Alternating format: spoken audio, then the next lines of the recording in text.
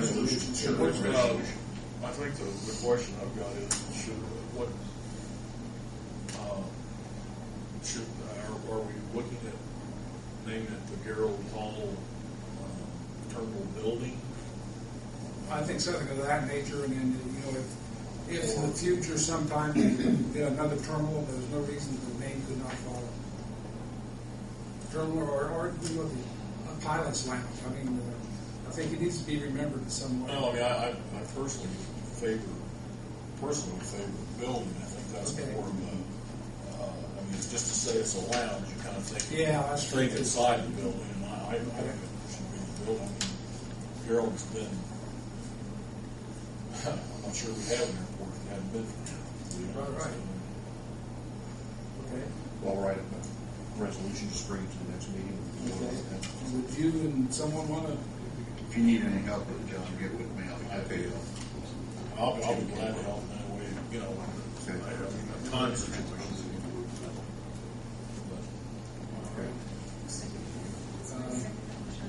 John did. Yeah.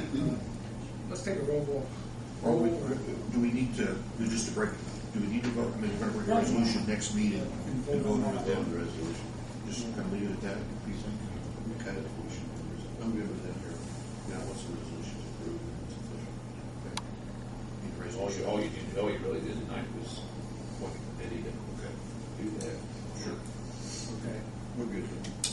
All right. I appreciate that. Next, we move on to new business, skydive. Mr. Skydive. I just had one question. Assuming the new runway is built, would it be possible to continue to use the existing runway as an auxiliary runway for takeoffs? I'm thinking in terms because we're changing aircraft, and in the past when we've had otters here, we don't need 3,700 feet or 55. I mean, to take off in a third of the runway. My first thing would be no. And I'm going to tell you two reasons. And one, because our ALP shows that as a taxiway to the hangars. Okay. And if we decide to change, we put everything on hold. That'd be the second reason. Am I correct? So the answer would probably be no. Okay. Some airports say Yeah, it's dual, and that's why I thought that just I because understand. our location, because we can't. Mr. Not Bennett, enough it doesn't separation. matter. I'm sorry. There's not enough separation. Meet FAA criteria to have two parallel lines. Okay. So they wouldn't be parallel, but I Well, I understand. mean, it's close enough to be parallel, 10 degrees off. Okay. Yeah. I went 10 degrees. Is that one? 119. I thought it was more southwest. Well, Okay. maybe another 5 degrees in it because it only averages Okay. 10 degrees. All right. The other thing is we are switching aircraft and going back to Otter again. So I guess fuel will be a little bit more critical for us. We haven't had an issue with it last year, but we weren't using the volume of fuel we'll be using this year. We'll keep to it. Okay. Next thing is on the agenda is the ALP, and Mr. Malley, would you like to address that for us, please? Okay. The airport layout plan has been formally approved by the FAA as of the 25th. That's today. I believe the letters dated today. It is a matter of formality for the board at this meeting to approve the ALP because you've already done that. However, you need to recognize that the FAA, the final approval has been done by the FAA and sign the final title sheet. So there's a motion that needs to be before the board to authorize the board to sign the final FAA-approved airport layout plan. And it is conditional approval. Conditional. Subject to whatever the letter says. Right. Subject to whatever percent. And the letter has been posted on the airport layout plan title sheet, along with a title block for everybody's signature. Then we will get the state to sign it as well. And it's officially approved by everybody. Signature is necessary. It doesn't matter what color ink for this. What kind of- You don't need to date it. We'll put the date on today's date. What kind of motion basically do we need on? Just a it's not really, is it really as an approval or just a signature? The motion to recognize the approval by the FAA as of this date for and authorize the board to sign the title sheet of the airport layout. Okay, does the board sign it or does Bill sign it?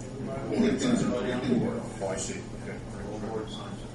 Don, what exactly does that mean with the approval? What happens now for those of us that are out of the loop? Okay, that's the first step among many. I mean, there's several sub-steps in order to get this far.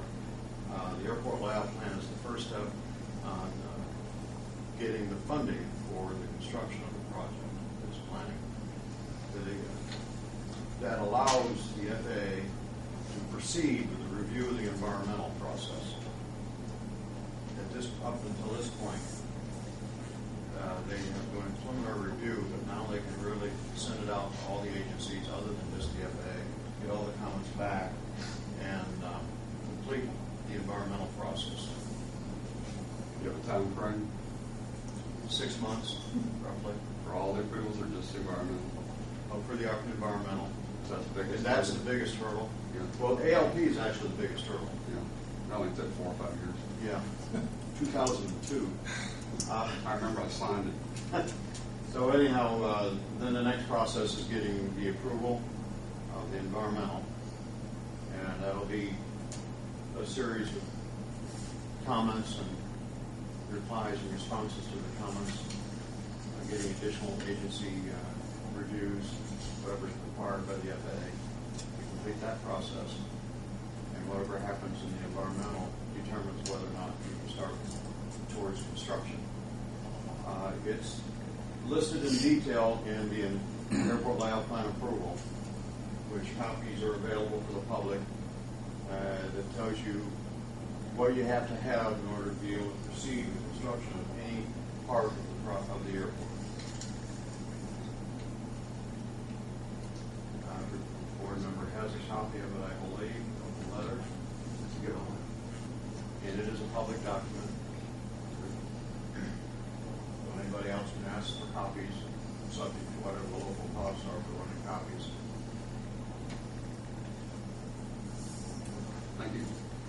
I guess I would move that the board recognize the conditional approval of the airport layout plan and further move that the board execute the plan as set forth. I'll second that motion.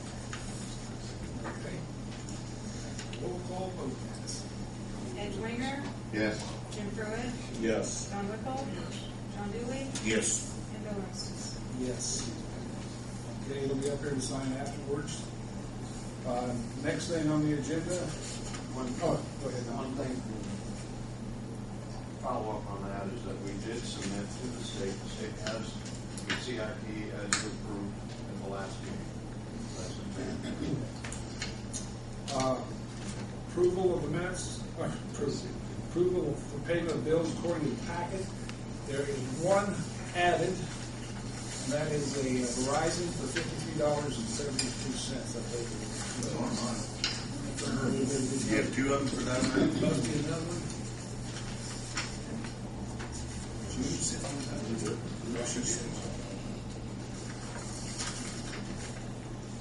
$50. For Verizon? Yes, second one for $50. 50 units?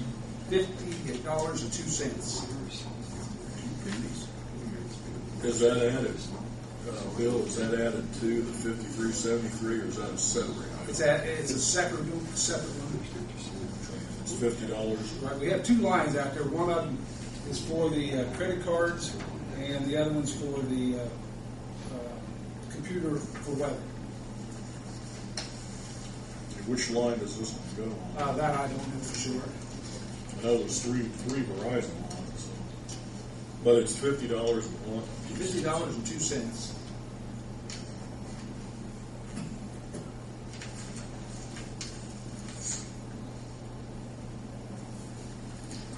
I leave those on there in case there's different bills, so I don't have to retype it. That's why I leave that.